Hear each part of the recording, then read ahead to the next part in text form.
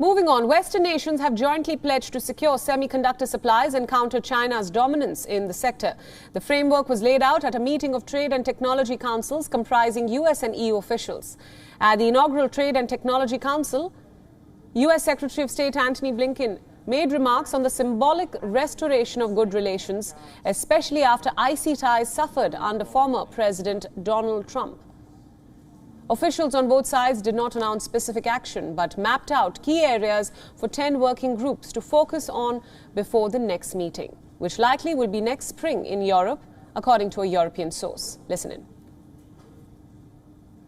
More than ever before, the true wealth of a nation is found in its human resources, and the potential for a country or a group of countries to fully unleash those resources, to meet their full potential. And that's ultimately what this is all about and what we're trying to get at today, particularly how we do that more effectively and more equitably in the tech space.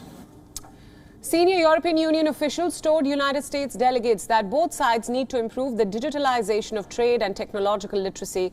Europe set a target of 80% of 16 to 74-year-olds having basic digital skills by the year 2030. By the way, even if people don't check... Skills and jobs are a priority for the European Union.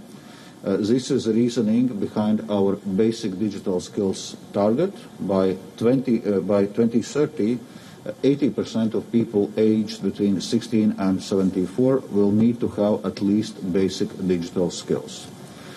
The lack of digital skills is an important gap we need to face. The high-level meetings were held as industries worldwide grapple with the shortage of crucial semiconductors that are harming manufacturing, including those of automobiles, and pushing prices higher. The biggest thorns in the relationship are, of course, the Trump-era tariffs on steel and aluminium shipped from Europe, which the Biden administration has suspended but not withdrawn. That dispute loomed over the tech meeting but has not been on the agenda, although officials have recently said that they are nearing a permanent solution. The demand for electronic devices of all kinds has exploded since the start of the pandemic as more people work, study and find entertainment sources all at home. Seeking to address this global shortage of vital computer chips, the officials pledged to work together on the rebalancing of global supply chains in semiconductors. Although China did not specifically mention by name, European and American officials made frequent mentions of concerns posed by, and I quote, non-market economies. In addition to semiconductors, both sides are now grappling with how to work together to counter what they view as China's unfair trade practices. The Biden administration so far has continued Trump's strong line towards Beijing, keeping in place punitive duties on Chinese goods, while the European Union has taken a less confrontational stance. WION World is now available in your country. Download the app now and get all the news updates on the move.